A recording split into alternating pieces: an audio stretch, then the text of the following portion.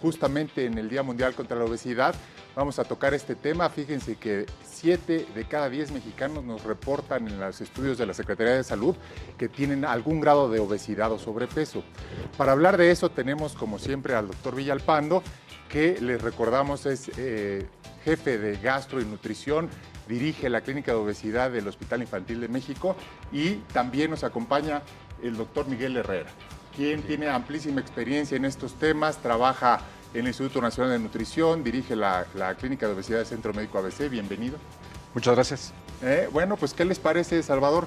Empezamos con el tema de un panorama general de la obesidad en México. ¿Cómo está la casuística y por qué no hemos logrado detener esto que llevamos tantos años hablando, que nos viene ganando la carrera?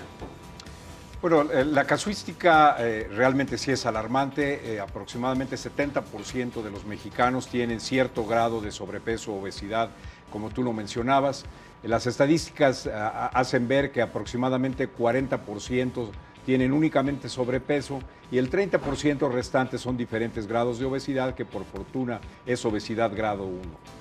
Esta es una enfermedad crónica, es una enfermedad multifactorial en la que sin duda hay muchos factores involucrados, como pueden ser genética, cultural, social, y pues desde luego que tiene que ver con el ingreso excesivo de carbohidratos o el excesivo de grasas, es decir, un mal balance entre lo que uno ingiere y lo que uno pierde. El gran problema para el control es que, de la misma forma que he mencionado que es una enfermedad multifactorial, requiere de un tratamiento multidisciplinario, requiere de un apego, requiere de cambios de hábitos, y eso es de las cosas más difíciles de lograr. Claro, y aquí la otra parte es la parte en niños, ¿no? En los niños no somos 7 de cada 10, pero sí 3 de cada 10 niños entre 5 y 12 años tienen sobrepeso o obesidad.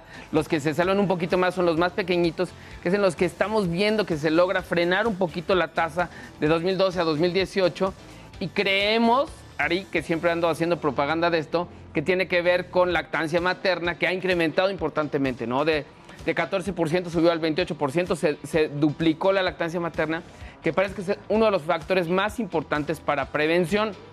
Pero creo, y a lo mejor, y me interesa muchísimo la opinión de un experto como el doctor Miguel Herrera, en torno a toda esta modificación que estamos viendo, que tenemos que hacer necesariamente en el consumo de productos industrializados y esto del etiquetado frontal. ¿Cuál es tu experiencia, cuál es tu visión en esto, doctor Miguel Herrera? Yo creo que eso es algo muy importante, que como lo acabas de mencionar, nosotros tenemos que seleccionar muy bien los alimentos que comemos y tenemos que tomar en cuenta de la necesidad de tener un balance entre la cantidad de energía que consumimos y la cantidad de energía que perdemos. Seguramente hay muchos factores metabólicos involucrados que desafortunadamente no podemos manipular. De tal manera que el etiquetado de alimentos, las campañas de propaganda para seleccionar mejor lo que nosotros ingerimos, juega un papel fundamental. Hemos platicado en otras ocasiones que, bueno, a esta nueva tecnología, este nuevo modo de vida en el que el sedentarismo prevalece y tenemos a niños pues, que se la pasan en los videojuegos, y ahora con la pandemia que nos vino a dar a todos todavía más horas sentados frente a una pantalla, un monitor, también creo que va a resultar con cifras más alarmantes en cuanto a este grado de sobrepeso.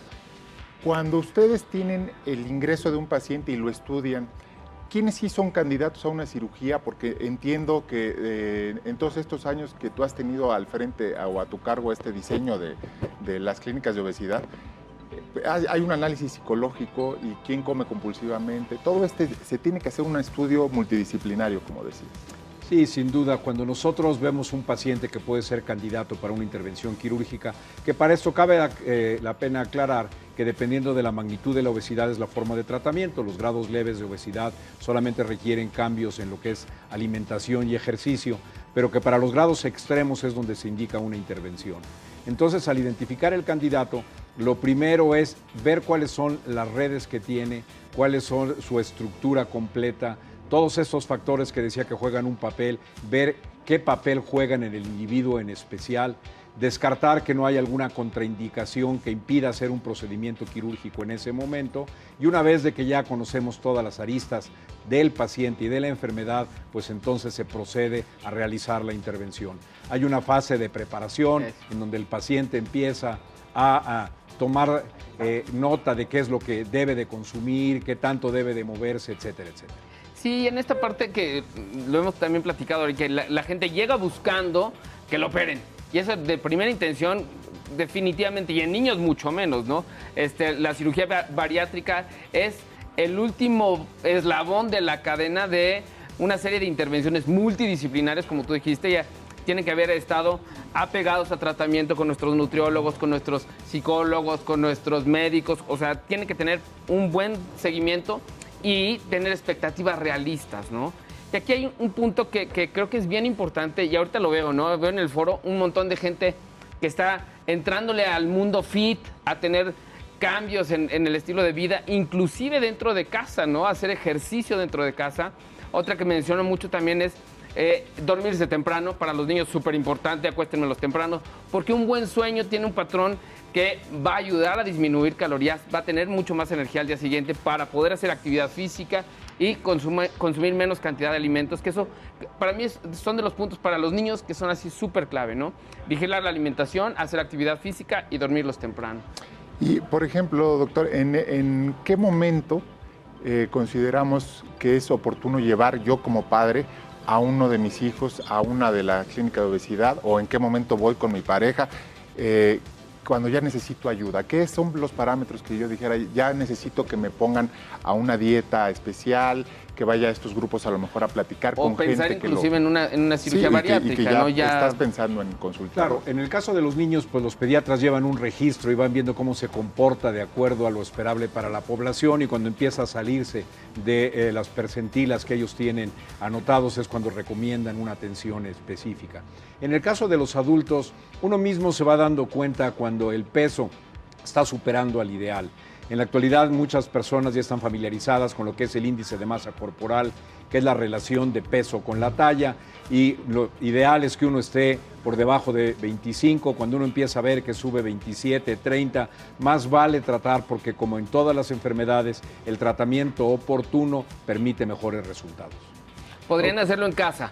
Peso entre estatura en metros y otra vez entre estatura en metros. Esa es la forma de calcularlo. Si los tienen arriba de 25, aguas, vayan con su doctor, consulten, porque si estamos en las fases tempranas de sobrepeso, es el mejor momento de intervenir antes de llegar a fases críticas de obesidad, que son ya mucho más complejas de manejar, ¿no? Y que nos afectan, ¿no? Por ejemplo, hígado graso, diabetes, o sea, es todo una cadena, como unas fichitas de dominó que van a detonar una serie de enfermedades, ¿no?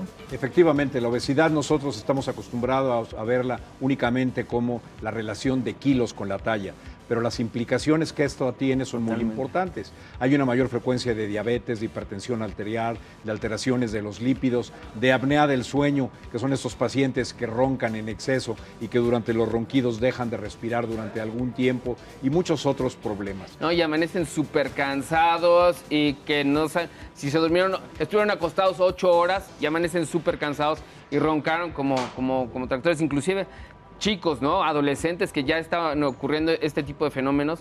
Necesitamos ver un especialista, una clínica multidisciplinaria, y estar al pendiente de esta parte de la salud. A mí me gustaría para, digamos, redondear el tema de la cirugía bariátrica. Mucha gente le da miedo. Evidentemente es como la última fase y a la que nadie quisiéramos llegar. Tenemos que empezar con la prevención, sobre todo desde los niños. Pero ya que vamos a operarnos, es una cirugía muy peligrosa. ¿Qué son los resultados que podemos esperar? Los resultados generalmente son buenos. La mayor parte de los pacientes logran bajar 70% del exceso de peso. Tiene los riesgos de una intervención mayor, claro, pero por fortuna el desarrollo de perfeccionamiento de las técnicas, de equipo específico y la familiarización de los cirujanos ha hecho que en la actualidad la frecuencia de complicaciones y los riesgos de una cirugía de obesidad no sean diferentes a los riesgos de una colecistectomía laparoscópica, es decir, quitar la vesícula por laparoscopía, que es una de las operaciones más comunes y que tiene riesgos más bajos. Perfecto. Pues entonces creo que queda clarísimo que lo ideal es prevenir, lo ideal es movernos. Ya vimos que además nos afecta la obesidad en otros temas, como esto de que nos predispone a una enfermedad más grave en el tema del COVID, ¿no? Sí, ahora sí, exactamente, Ari. Es bien importante tener esta vigilancia en nuestra ganancia de peso, niños y adultos, porque lo que estamos viendo muy importantemente es que las complicaciones más serias las encontramos en personas que tienen sobrepeso, obesidad y enfermedades de las que estamos hablando asociadas, diabetes, hipertensión y la misma obesidad como factor de riesgo. Pues les agradezco muchísimo que nos hayan acompañado, doctor Herrera, doctor Villalpando. No se olviden de estarnos mandando sus dudas a las redes sociales del Heraldo Media Group, a las redes sociales que aparecieron en pantalla para cualquier aclaración y continuamos con más aquí contigo. Muchas gracias. Muchas gracias.